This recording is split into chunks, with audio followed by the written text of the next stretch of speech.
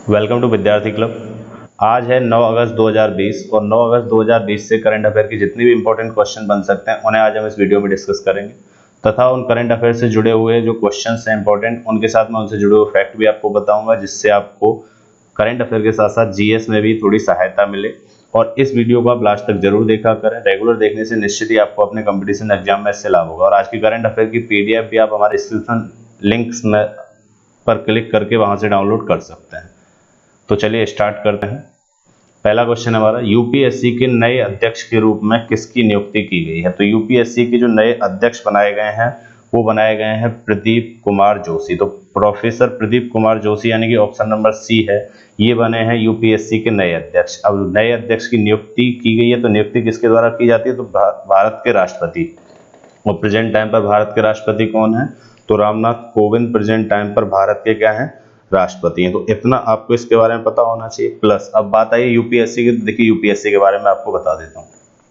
UPSC का हिंदी नाम है संघ लोक सेवा आयोग, और इंग्लिश में अगर फुल फॉर्म की बात करें तो यूनियन पब्लिक सर्विस कमीशन, जिसका गठन 1926 में किया गया था, जिसके पहले अध्यक्ष रॉस बारकर थे। कौन थे? Ross Barker. और प्रेजेंट टाइम पर कौन है? प्रदीप कुमार जोशी। और ये किसकी जगह पे बने हैं? तो ये बने हैं अरविंद सक्सेना की जगह पे। इन्हें नए अध्यक्ष के रूप में चुना गया है। अब संघ लोक सेवा आयोग यानी कि यूपीएससी का जो हमारे संविधान में वर्णन है वो आर्टिकल 315 में इसका वर्णन है। इसका एक अध्यक्ष होता है और 10 अन्य सदस्य इसमें शामिल होते हैं। अध्यक्ष और सदस्य 6 साल की अवधि यानी कि कार्यकाल जो रहता है वो कितना रहता है? 6 साल या फिर 65 साल। 65 साल के हो जाएंगे उस तक रहता है, और 6 साल के इनका क्या रहता है? कार्यकाल रहता है।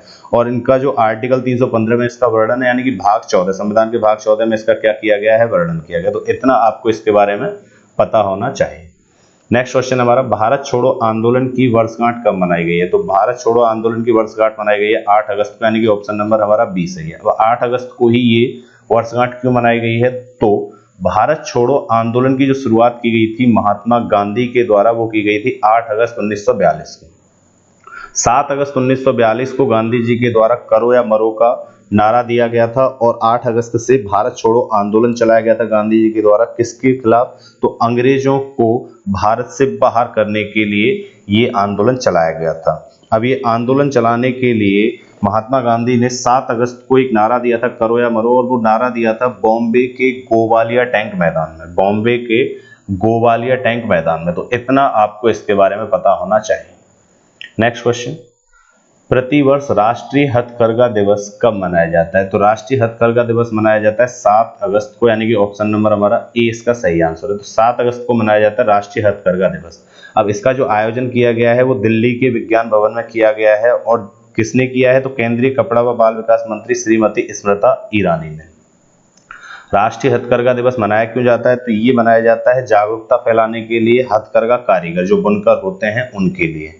तो इससे क्या होगा कि उनके उद्योग में बढ़ोतरी होगी और कारीगरों की आय में भी क्या होगा? वृद्धि होगी।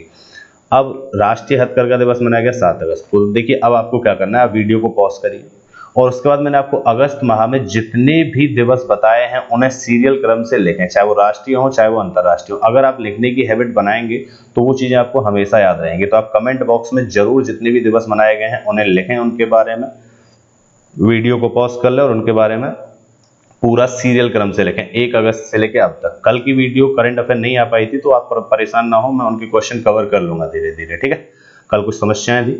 नेक्स्ट क्वेश्चन है हमारा, हाल ही में 14वें सीएजी के रूप में किसकी नियुक्ति की गई है? तो 14वें सीएजी के रूप में की गई है गिरीश चंद्र मुर्मू, यानी कि ऑप्शन नंबर हमारा इसका बी आंसर सही है। तो गिरीश चंद्र मुर्मू 14वें सीएजी बने। अब सीएजी क्या होता है? तो सीएजी होता है कंट्रोलर एंड ऑडिटर जनरल, यानी कि महालेखा एवं नियंत्रक परीक्षक, जो कि 14वें बनाए गए हैं। किसकी जगह पे बने हैं? तो ये राजीव महर्षि की जगह पे बने हैं। राजीव महर्षि की जगह पे बने हैं कौन? गिरीश चंद्र मुर्मू। अब गिरीश चंद्र मुर्मू अभी तक क्या थे? तो आपको मैंने बताया था कि जम्मू कश्मीर राज्य के उपराज्यपाल थे। इन्होंने हाल ही में इस्तीफा दिया था और वहां के उपराज्यपाल कौन बने थे? मनोज सिन्हा। उनकी जगह गिरीश चंद्र मुर्मू की जगह अब गिरीश चंद्र मुर्मू क्या बने हैं? सीएजी बने हैं, जो कि 7 अगस्त को इनका कार्यकाल खत्म हो गया था। और राजीव महर्षि की जगह पर अब बने हैं गिरीश चंद्र मुर्मू। और ये कौन से नंबर के हैं? तो ये 14वें नंबर के हैं। और उनको शपथ कौन दिलाता है? तो राष्ट्रपति के द्वारा इनको क्या दिलाई जाती है? शपथ दिलाई जाती है। तो इतना आपको इसके बारे में पता होना चाहिए। अब देखिए बात सीएजी की आई है, यानी कि भारत का जो नियंत्रक महालेखा परीक्षक है उसका जो वर्णन है संविधान में वो आर्टिकल 148 में यानी कि भाग 5 में इसका वर्णन किया गया है। इसका जो कार्यकाल रहता है वो 6 वर्ष रहता है या फिर 65 वर्ष की आयु, जो भी पहले हो जाए। और नियुक्ति जो होती है वो किसके द्वारा होती है? राष्ट्रपति के द्वारा होती है। सीएजी को हटाया कैसे जाता है? तो दोनों सदनों द्वारा विशेष बहुमत के साथ अयोग्यता प्रस्ताव पारित कर इसे पद से हटाया जा सकता है। तो इतनी बातें आपको सीएजी के बारे में पता होना चाहिए। पहले अगर एक बात और इसमें कि भारत के पहले सीएजी कौन थे, यानी कि कंट्रोलर एंड ऑडिटर जनरल, तो वो वीर नरिहर राव थे। तो इतना आपको इसके बारे में पता होना चाहिए। नेक्स्ट क्वेश्चन हमारा, हाल ही में भारत के किस राज्य में एयर इंडिया विमान हादसा हुआ है? तो ये हुआ है केरल। तो केरल में ये विमान हादसा हुआ है और इस विमान हादसे में जो एयरप्लेन था, यानी कि जहां पर ये हुआ था, ये कौन से स्थान पर हुआ है? तो केरल के कोझिकोड में ये हुआ है। कोझिकोड जो रनवे था वहां पे ये हादसा हुआ है और इसमें लगभग 18 लोगों की मरने की खबर आई है। तो ऑप्शन नंबर इसका कौन सा सही आंसर है? सी इसका सही आंसर है। तो इसमें क्या हुआ, 18 लोग मारे गए हैं और एक पायलट भी मारे गए हैं, अखिलेश कुमार, जो कि यूपी के मथुरा के रहने वाले हैं। अब देखिए बात केरल की आई है तो मैं केरल के बारे में आपको बता देता हूँ। ये आप जो देख रहे हैं मैप में, ये है केरल।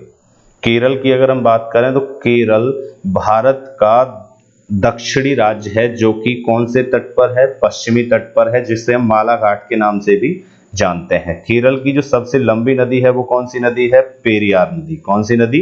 पेरियार नदी। केरल के गठन जो हुआ था केरल का वो 1 नवंबर 1956 को हुआ था। प्रेजेंट टाइम पर अगर हम बात करें, इसके जो सीएम हैं वो है पिनारई विजयन और गवर्नर हैं आरिफ मोहम्मद खान। यहाँ पर राज्यसभा सीट 9 है, लोकसभा सीटें 20 हैं और विधानसभा सीटें 141 हैं। और यहाँ की जो राजधानी है वो भी आपको पता होना चाहिए। तो यहाँ की राजधानी क्या है? तिरुवनंतपुरम। तो इतना आपको केरल के बारे में पता होना चाहिए। नेक्स्ट क्वेश्चन है हमारा, किस राज्य सरकार ने अगले सत्र से खुद का शिक्षा बोर्ड बनाने की घोषणा की है? तो शिक्षा बोर्ड जो बनाने की घोषणा की है वो की है दिल्ली ने, यानी कि ऑप्शन नंबर हमारा कौन सा सही आंसर हो जाएगा? इसका डी आंसर सही है। तो दिल्ली ने हाल ही में क्या किया है? खुद का बोर्ड बनाने की घोषणा की है अगले सत्र से। जैसे यूपी बोर्ड है, बिहार बोर्ड है, आंध्र प्रदेश बोर्ड है, ऐसे ही कौन बनाएगा? दिल्ली भी। और इसकी घोषणा किसके द्वारा की गई है? तो इसकी घोषणा वहां के प्रेजेंट टाइम के सीएम यानी कि अरविंद केजरीवाल के द्वारा की गई। तो इतना आपको दिल्ली के बारे में पता होना चाहिए। अब दिल्ली की बात आई, दिल्ली के बारे में बहुत बार आपको बता चुका हूँ। दिल्ली का आपको पूरा डिस्क्रिप्शन देना है कि दिल्ली किस नदी के किनारे है, गवर्नर कौन है, राज्यसभा सीटें कितनी है, लोकसभा सीटें कितनी है, पॉपुलेशन रैंक कितनी, सब कुछ दिल्ली के बारे में जो मैंने आपको पहले बता रखा है वो आपको कमेंट बॉक्स में लिखना है। तो आप वीडियो को पॉज करें और दिल्ली के बारे में लिखें। नेक्स्ट क्वेश्चन है हमारा, सेबी के चेयरमैन अजय त्यागी का कार्यकाल केंद्र सरकार की ओर से कितने दिन के लिए बढ़ा दिया गया है? तो सेबी का जो कार्यकाल का जो अध्यक्ष थे या चेयरमैन थे उसका कार्यकाल बढ़ा दिया कितने महीने? 18 महीने, यानी कि ऑप्शन नंबर हमारा बी इसका सही आंसर है। अब सेबी है क्या? तो सेबी की फुल फॉर्म होती है securities and exchange board of India, जो कि क्या करती है? जो रेगुलेटिंग सिस्टम है भारत का सिक्योरिटी और कमोडिटी मार्केट का, उसे रिकवर या उसे कंट्रोल करती है। इसका जो गठन हुआ था वो 12 अप्रैल 1988 को हुआ था। 12 अप्रैल 1988 को हुआ था और हेडक्वार्टर इसका कहां पर है? मुंबई में। और प्रेजेंट टाइम पर जो इसके चेयरमैन है वो कौन है? अजय त्यागी। तो इतना आपको सेबी के बारे में पता होना चाहिए। नेक्स्ट क्वेश्चन, आरबीआई ने किस योजना के तहत बिना इंटरनेट के 200 रुपए तक ट्रांजैक्शन की सुविधा शुरू की है? तो ये जो योजना चलाई है, ये योजना चलाई गई है पायलट योजना, यानी कि ऑप्शन नंबर अब सी हमारा आंसर सही है। पायलट योजना के तहत क्या होगा? अगर आपके मोबाइल में या कंप्यूटर में अगर आप इंटरनेट नहीं है तो भी आप 200 रुपए तक का क्या कर सकते हैं? ट्रांजैक्शन कर सकते हैं। तो ये योजना किसके द्वारा चलाई गई है? आरबीआई के द्वारा। कौन सी योजना? योजना का नाम क्या है? पायलट योजना। अब आरबीआई की बात आई है, देखिए आरबीआई हमारे भारत का एकमात्र केंद्रीय बैंक है जिसकी फुल फॉर्म होती है reserve bank of India. Reserve bank of India. इसका जो गठन हुआ था वो 1 अप्रैल 1935 में हुआ था और 1949 में इसका राष्ट्रीयकरण किया गया था। प्रेजेंट टाइम पर जो गवर्नर है वो कौन है? शक्तिकांत दास। तो इतना आपको इसके बारे में पता होना चाहिए। नेक्स्ट क्वेश्चन है हमारा, श्रीलंका के संसदीय चुनाव जीतकर कौन देश के प्रधानमंत्री बन गए हैं? तो यानी कि श्रीलंका के संसदीय चुनाव जीतकर कौन देश के प्रधानमंत्री बने हैं? तो वो बने हैं महिंद्रा राजपक्षे। तो ऑप्शन नंबर हमारा बी इसका सही आंसर है। तो दरअसल क्या हुआ है कि अभी वहां पर चुनाव हुए थे, कहां पर, श्रीलंका में। तो वहां पर दोबारा से, पहले भी यही थे और अभी भी यही हैं, महिंद्रा राजपक्षे को दोबारा से क्या चुना गया है, वहां का प्रधानमंत्री चुना गया है। ठीक है, अब बात आई है श्रीलंका की। देखिए श्रीलंका के बारे में आपको बता देता हूं। अब संसद, यहाँ की जो संसद है उसे क्या कहा जाता है, तो वहां कहा जाता है संसद को पार्लियामेंथुआ, पार्लियामेंथुआ। और सीट यहाँ पर उसमें कितनी है, 225। प्रेजेंट टाइम पर इसके जो राष्ट्रपति हैं वो हैं गोतबाया राजपक्षे। अब श्रीलंका को सीलोन के नाम से पहले जाना जाता था। 1972 में इसका नाम बदलकर क्या कर दिया गया था, श्रीलंका कर दिया गया था। इसका राष्ट्रीय खेल वॉलीबॉल है। यहाँ की जो जाति है मुख्य रूप से वो बौद्ध धर्म, सिंगल और तमिल है। इसे हिंद महासागर का भी क्या कहा जाता है, मोती कहा जाता है, क्योंकि हिंद महासागर में एक मोती के समान चमकता है। सबसे ऊंचा बिंदु इसका कौन सा है, माउंट पीड्रो। यहाँ का जो राष्ट्रीय भोजन है वो क्या है, चावल है। यहाँ का एकमात्र इंटरनेशनल एयरपोर्ट है वो भी कहाँ पर है, कोलंबो में है। यहाँ के जो मुख्य न्यायाधीश है वो जयंता जयसूर्या। और यहाँ की जो मुख्य नदी है, राष्ट्रीय नदी, वो महावेली गंगा है। राष्ट्रीय पशु शेर है। राष्ट्रीय वृक्ष सीलोन आयरन वुड है। तो इतना आपको इसके बारे में पता होना चाहिए। ठीक है, अगर हम बात करें मैप में, तो देखिए मैप में भी मैं आपको बता देता हूँ। श्रीलंका, ये जो आप देख रहे हैं, ये भारत के दक्षिण में ये श्रीलंका, भारत और तमिलनाडु का, भारत का जो तमिलनाडु राज्य है और श्रीलंका है उसके बीच में पाक जल संधि, राम सेतु या मन्नार की खाड़ी भी उपस्थित है। तो इतना आपको श्रीलंका के बारे में पता होना चाहिए। नेक्स्ट क्वेश्चन हमारा, हाई कोर्ट ने किस यूनिवर्सिटी को ओपन बुक एग्जाम की अनुमति प्रदान कर दी है, तो ओपन बुक एग्जाम की अनुमति प्रदान की है दिल्ली यूनिवर्सिटी को, यानी कि ऑप्शन नंबर हमारा डी सही है। तो ओपन बुक एग्जाम के तहत क्या होगा, अब कोई भी स्टूडेंट अपनी किताब ले जाके वहां से बुक से लिख सकता है। उससे ये फायदा होगा कि बुक से आपको रटने की जरूरत नहीं पड़ेगी, आप बुक ले जा सकते हैं और जो भी आपको समझ में आता है वो एग्जाम में लिख सकते हैं। नेक्स्ट क्वेश्चन हमारा, हाल ही में किस देश ने तेल रिसाव के कारण पर्यावरणीय आपातकाल की घोषणा की है, तो पर्यावरणीय आपातकाल की जो घोषणा की गई है वो किस देश के द्वारा की गई है, तो वो है मॉरिशस, यानी कि ऑप्शन नंबर हमारा इसका कौन सा सही आंसर हो जाएगा, बी सही आंसर हो जाएगा। तो मॉरिशस में क्या किया गया है कि पर्यावरणीय आपातकाल घोषित हुआ है। क्यों हुआ है, क्योंकि वहां पर तेल का क्या हो रहा है, रिसाव हो रहा है। 4000 टन ईंधन लेकर ब्राजील से सिंगापुर जा रहा था एक शिप, जिसमें क्या हुआ, तेल रिसाव हुआ, जिसकी वजह से पर्यावरणीय आपातकाल वहां पर क्या कर दिया गया है, घोषित कर दिया गया है। अब मदद के लिए वैसे तो फ्रांस भी आ रहा है, भारत भी मदद कर रहा है, तो वहां पर ये कर दिया गया। ये हुआ क्यों है, तो हिंद महासागर में दरअसल क्या होता है कि मॉरिशस का जो द्वीप है वो है एजलेगा द्वीप। कौन सा द्वीप, एजलेगा द्वीप, जिसके नजदीक ये घटना हुई है और उसी की वजह से यहाँ के जो प्रेजेंट टाइम के प्रधानमंत्री हैं, कौन, प्रविंद जगन्नाथ, उन्होंने पर्यावरणीय आपातकाल की घोषणा कर दी है। अब देखिए बात आई अगर मॉरिशस की, तो मैं आपको मॉरिशस दिखा देता हूँ। ये जो आप देख रहे हैं ये मॉरिशस, ये क्या है, मॉरिशस है।